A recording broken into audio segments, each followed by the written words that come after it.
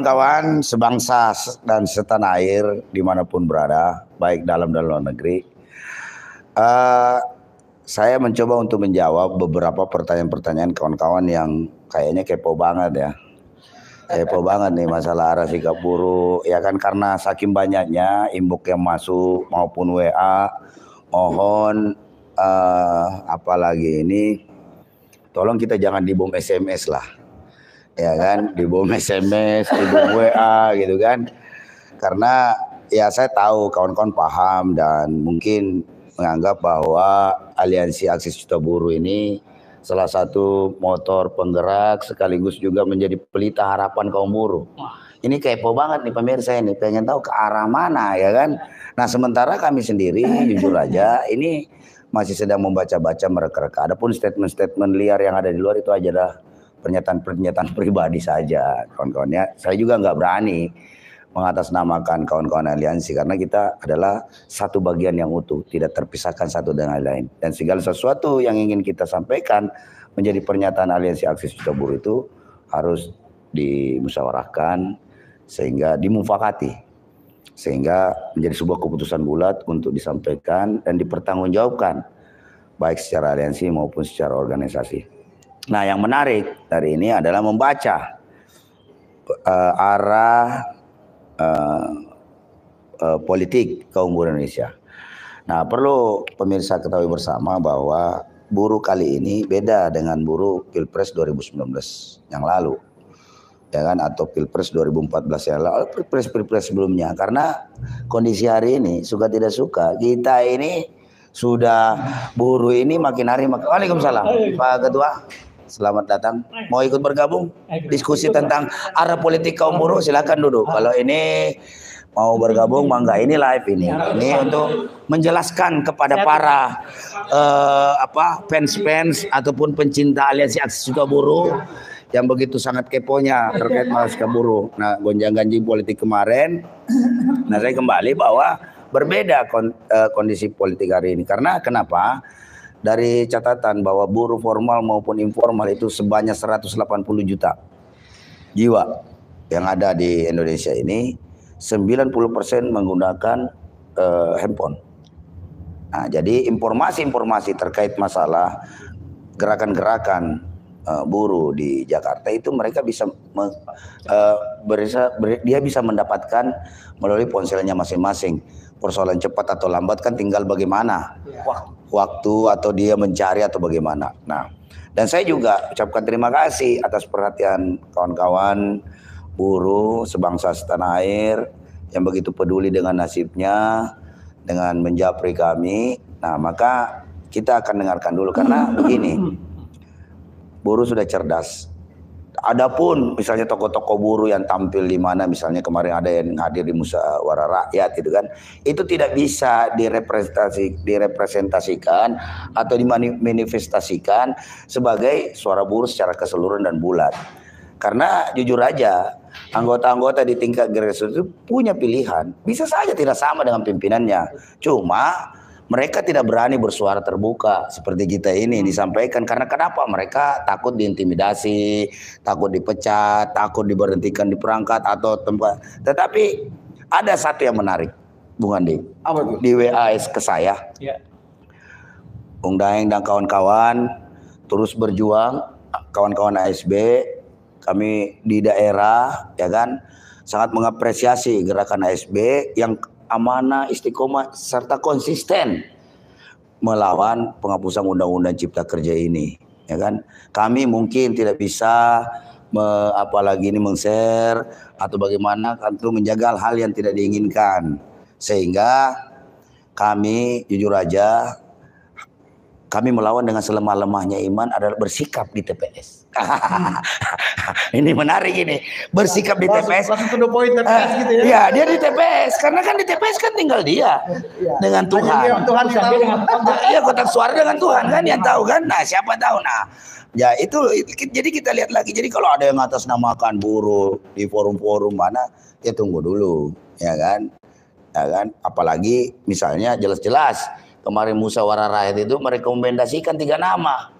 yaitu Ganjar, Prabowo, dan Erlangga. Lah kita tahu tiga-tiganya ini adalah dedengkot pengusung undang-undang Omnibus Law. Jadi bagaimana mau keluar dari ibarat kata dari apa yang teriaknya, bagaimana mau membuktikan seia sekata antara perbuatan dengan perkataan. Jika ibarat kata secara material jelas, di sisi lain menolak undang-undang Omnibus Law, di sisi lain masih aja memuja-muji orang-orang yang pendukung berat daripada, bahkan Erlangga kan ketuanya di Kemenko Perekonomian yang membuat undang-undang Omnibus Law ini menjadi amburadul kan.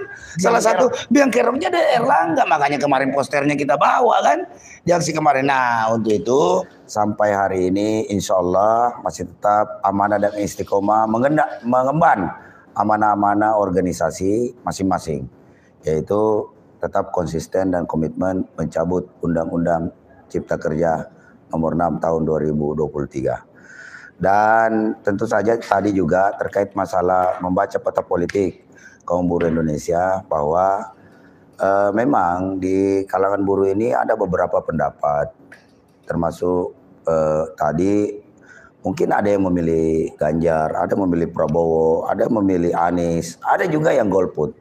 Namun apapun sikap politik dari kawan-kawan, dalam hal ini Aliansi Aksi Juta Buruh sesuai dengan resolusi Majalengkanya, secara aliansi kita tidak dapat menentukan sikap politik untuk mendukung capres atau cawapres manapun. Juga tidak mendukung partai politik manapun. Adapun sikap-sikap politik yang diambil oleh elemen-elemen yang tergabung dalam Aliansi Aksi Juta Buruh ini diserahkan kepada federasi ataupun konfederasi masing-masing. Karena otomatis kita menghargai perbedaan pendapat masing-masing daripada aliansi ini. Tapi yang intinya satu aja dalam sebuah kesepahaman di Aliansi Aksi Juta Buruh ini, bahwa tidak akan pernah mau memilih capres atau cawapres yang pro kepada undang-undang Omnibus Law. Apalagi kan sudah ada track record yang seperti kita lihat, apakah partainya terlibat ataukah misalnya dia waktu menjadi pejabat, sejauh mana sepak terjangnya melakukan perlawanan terhadap undang-undang Omnibus Law. Bukan malah memilih orang-orang yang jelas-jelas terlibat, bahkan menjadi biang kerok lahirnya undang-undang Omnibus Law ini. Ini tentu saja menentang logika berpikir kita sebagai kaum buruh. Ya kan, juga tentu saja akan diketawai oleh anggota-anggota kita di grassroots, ya kan, apalagi bagi para Anda bisa saja tertawa terbahak-bahak di kemudian hari karena tentu saja berdasarkan jejak digital yang ada. Ini kita tidak bisa bohong hari ini kepada rakyat Indonesia, khususnya kaum buruh yang cerdas, berani, militan, yang terus mencermati gerakan-gerakan perlawanan kaum buruh di tingkat nasional melalui media-media sosial. Jadi kita bersyukur bahwa dengan adanya media sosial juga ini mampu ikut serta mencerdaskan kaum buruh dalam mengambil sikap politik. Karena kita harus, kaum buruh Indonesia harus mengambil sikap politik. Kenapa? Karena politik ini sangat mempengaruhi kebijakan, ekonomi, dan hukum. Ketika kaum buruh kalah secara politik, maka otomatis akan kalah secara hukum dan ekonomi. Karena kebijakan-kebijakan hukum yang berlaku bagi seluruh Indonesia diambil atas dasar kebijakan politik. Demikian juga kebijakan-kebijakan ekonomi tidak akan mungkin dapat diimplementasikan pasal 33 ayat 3 di mana bumi, air, dan seluruh kekayaan yang terkandung di dalamnya digunakan sebesar-besarnya, semakmur-makmurnya untuk rakyat Indonesia. Itu akan sulit terimplementasi ketika kaum buruh Indonesia, rakyat-rakyat yang tertindas ini kalah secara politik. Karena yang dapat membuat kebijakan-kebijakan hukum dan ekonomi adalah penguasa. Kekuasaan direbut melalui gerakan politik. Maka dari itu bolak-balik ujung-ujungnya ya buruh harus berpolitik. Ya kan? Namun jangan sampai arah politik kaum buruh ini menjadi tersesat di tengah jalan akibat kurangnya informasi, kurangnya pemahaman, kurangnya pengetahuan, kurangnya literatur, literasi, kurangnya diskusi. Bahkan cenderung hari ini kaum buruh, ya kan, mencermati elit-elit politik, elit-elit kaum buruh sendiri ini bermanuver politik itu kadang-kadang menentang logika berpikir akal sehat kita. Ya tentunya yang gerakan-gerakan begini jangan diikuti. Jadi ikuti langkah-langkah perjuangan atau keputusan-keputusan politik yang diambil oleh buruh itu sejalan dengan hati nurani, sejalan dengan akal sehat, sejalan dengan alur berpikir kita, sejalan dengan ideologi perjuangan kaum buruh, kaum-kaum tertindas. Ya kan? Karena ingat, tidak berubah nasib suatu kaum jika bukan kaum itu sendiri yang mengubahnya. Ya kan?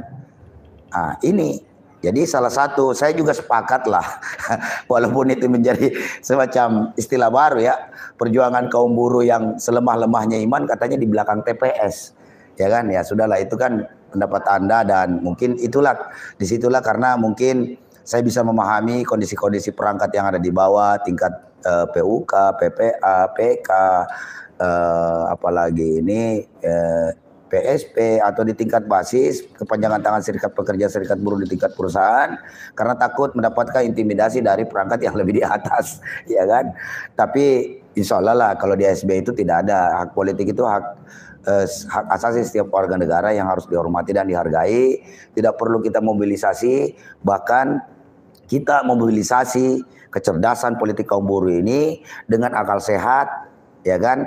Dengan logika yang cerdas, dengan logika-logika yang masuk di akal, sejalan dengan hati nurani, sehingga ya kan antara perkataan dengan perbuatan itu sama. Jadi kita mendudukan persoalan kebenaran ini, yaitu apalagi ini antara pernyataan dengan kenyataan itu sama. Nah, itu yang perlu garis-garis besar haluan negara yang dikeluarkan oleh Lesi Aksi Sejuta Buruh dalam menyikapi situasi politik di tanah air yang semakin hari semakin memanas, dan tentu saja suara-suara kaum buruh hari ini sangat menentukan di pemilu 2024. Namun kita sampai hari ini Aliansi Aksi Sejuta Buruh belum memikirkan hal-hal demikian terlalu jauh, karena kami tetap fokus bagaimana terus memperjuangkan aliansi penolakan minta pencabutan terhadap Undang-Undang Cipta Kerja ini melalui parlemen-parlemen jalanan yang kita ciptakan agar terus tumbuh berkembang dan kemudian juga nanti dapat dicermati dengan baik oleh kawan-kawan yang di daerah melalui media-media sosial, sehingga membuka wacana berpikir kawan-kawan, membuka hasanah berpikir kawan-kawan, membuka mata hati, mata lahir Anda untuk melihat kenyataan bahwa kondisi kaum buruh Indonesia saat ini sangat tertindas akibat lahirnya Undang-Undang Omnibus Law dan turunnya. Maka dari itu, sebagai buruh yang cerdas, berani, militan, yang memiliki harkat dan martabat sebagai seorang buruh, sebagai seorang bagian daripada penggerak perekonomian negara ini, mampu memilih keputusan politik dengan benar, jujur, benar, dan adil. Nah, ini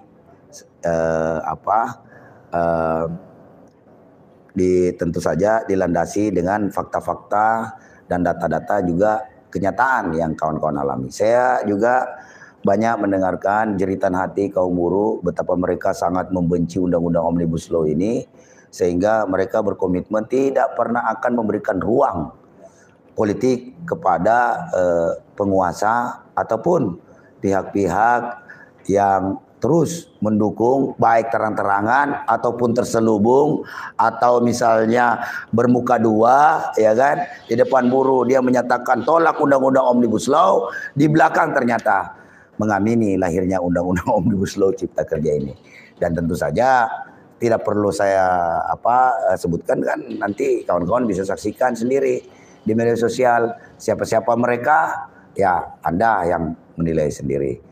Mungkin itu saja dulu, apalagi ini live streaming dari Markas Aliansi Aksi Sejuta Buruh di Cilandak. Semoga tayangan ini bermanfaat untuk melahirkan buruh-buruh yang cerdas, berani, dan militan.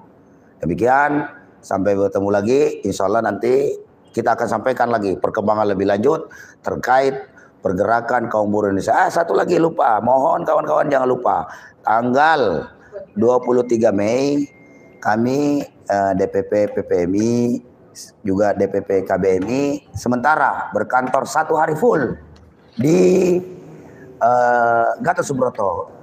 Jadi kantor Kementerian Tenaga Kerja akan menjadi kantor bersama dulu hari itu, mulai dari jam 10 sampai selesai. Jadi kalau nggak usah ke sekre lah atau ke markas, karena nggak ada orang di sana, ya kan? Kami ada di kantor Kemenaker Republik Indonesia untuk menuntut kepada Kemenaker segera mencabut Permenaker nomor 5, juga terkait masalah apalagi ini penuntasan kasus staycation, juga solidaritas, juga penuntasan kasus kawan-kawan yang di Morowali yang masih ditahan oleh pihak kepolisian, mohon dibebaskan, dan juga tetap yaitu cabut Undang-Undang Omnibus Law tanpa syarat. Mungkin itu saja dari saya. Billahi taufiq wal hidayah. Wassalamualaikum warahmatullahi wabarakatuh. Hidup buruh.